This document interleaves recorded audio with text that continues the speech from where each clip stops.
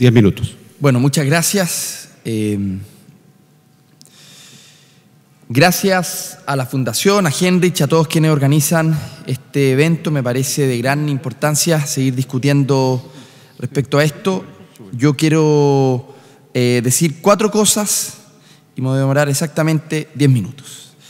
La primera es que yo confío en la palabra de la presidenta sobre la elección de intendentes. Confío porque en varias oportunidades he podido conversar con ella personalmente sobre este tema y ella ha sido tajante en afirmar que la elección de intendentes no solo se va a realizar, sino que va a tener una fecha que es el 2017. ¿Por qué digo esto de la fecha? Porque los rumores que hemos tenido aquí en el Congreso es que particularmente desde el Senado hay algunos que están calculando que un candidato a elección de intendente puede ser un futuro candidato a senador y eso va a traer un problema para la competencia en algunas regiones. Razón por la cual hay algunos pensando en patear este debate para el 2020 o incluso más allá. Sin embargo, la presidenta, a mí me lo ha confirmado la bancada regionalista, aquí está Rodrigo, su presidente, Rodrigo González, nos ha confirmado en varias ocasiones que la elección va a ser el 2017. Coherente con eso, el gobierno le acaba de poner hace pocas semanas atrás suma urgencia al proyecto de elección de intendente y la reforma constitucional que eso merece en el Senado. No le había puesto la urgencia necesaria, razón por la cual yo me preguntaba, aquí tenemos la declaración de la presidenta por una parte, pero no tiene suma urgencia el proyecto.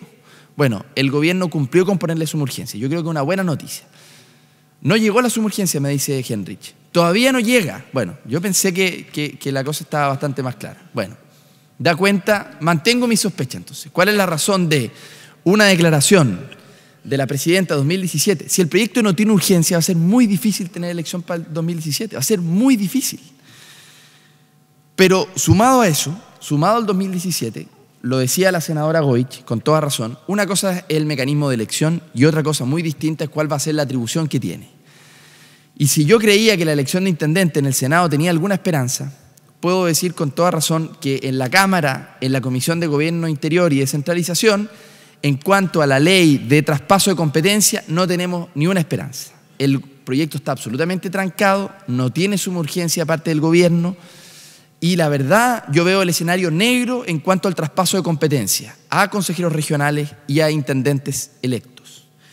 Creo yo que el gobierno cometió un error de mandar estos proyectos por separado, en comisiones distintas, porque nosotros estamos, por una parte, en la Cámara discutiendo sobre atribuciones de un intendente que todavía no sabemos si va a ser electo o no, y por otro lado el Senado está dándole elección democrática a un intendente que no sabe si va a tener traspaso de competencia. Entonces, hay una abierta contradicción que el subsecretario, con toda la buena fe, pero el subsecretario nunca nos ha podido responder exactamente cuál es la razón de dividir las cosas en dos.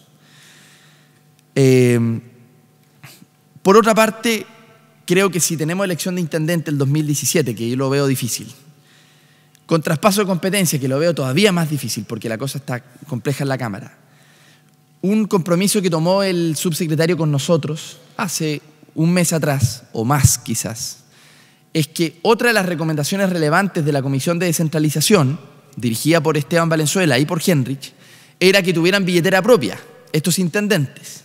Y había una recomendación específica que era la ley de rentas regionales. Bueno, con respecto a la ley de rentas regionales, no solamente no tiene suma urgencia, no sabemos cuándo va a entrar al Congreso. El subsecretario se comprometió con nosotros que se iba a demorar 40 días, porque estaba en la negociación con Hacienda y había un cambio en el Ministerio de Hacienda, entonces tenía algunas dificultades.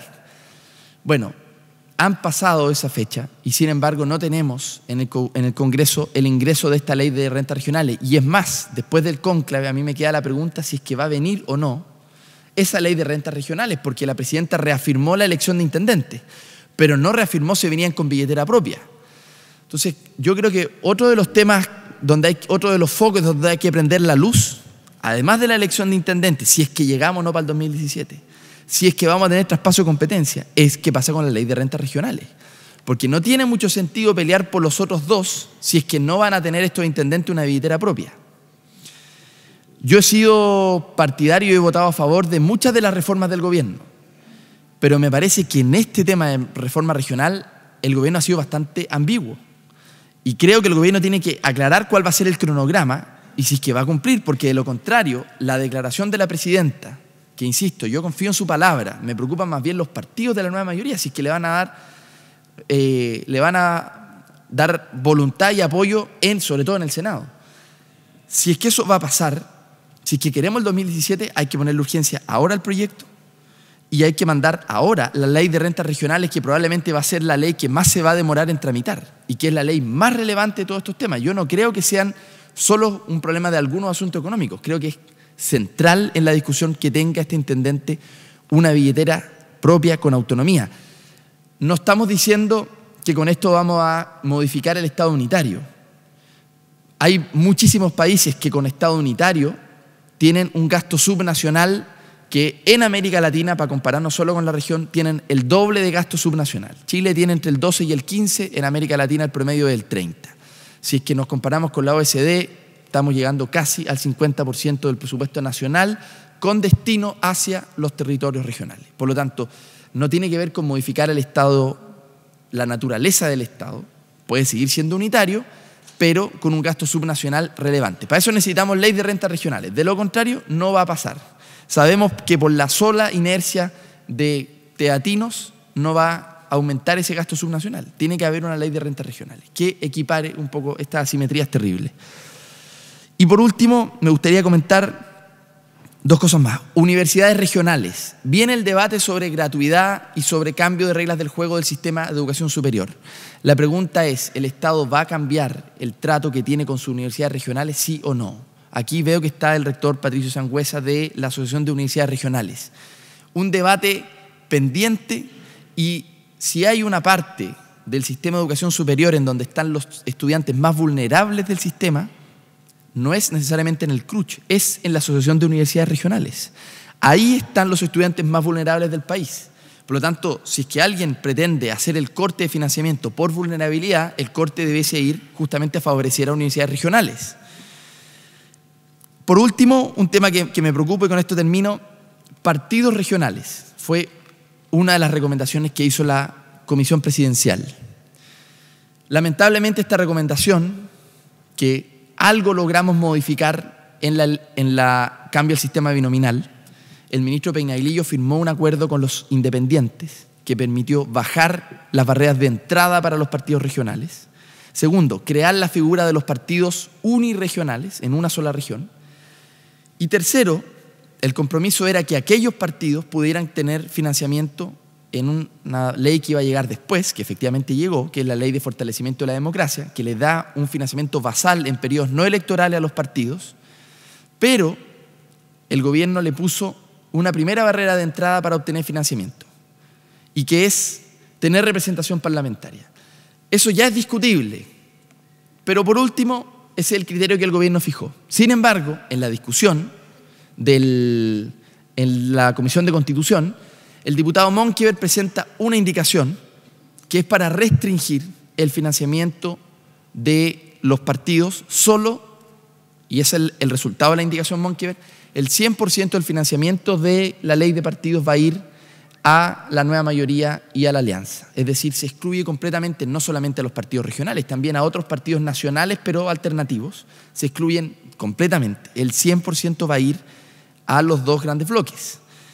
Esta indicación, que fue lamentablemente aprobada en la Comisión de Constitución de la Cámara, aprobada en la sala de la Cámara, a pesar de que algunos diputados de la nueva mayoría nos apoyaron en esto, no logramos revertirlo, y hoy día está en el Senado. De aprobarse esta indicación, el 100% de la plata va a irse a los dos grandes bloques. Y cuando hablamos del 100% de la plata, hablamos de mucha plata. La Unión Demócrata Independiente va a recibir 1.000 millones de pesos anuales en periodos no electorales. Renovación Nacional va a recibir 900 millones de pesos anuales. La Democracia Cristiana, 900 millones de pesos anuales. El PPD, 700 millones de pesos anuales.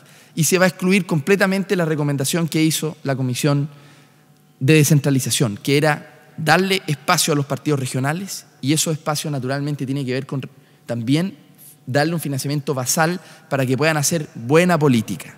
Eso quedó completamente excluido.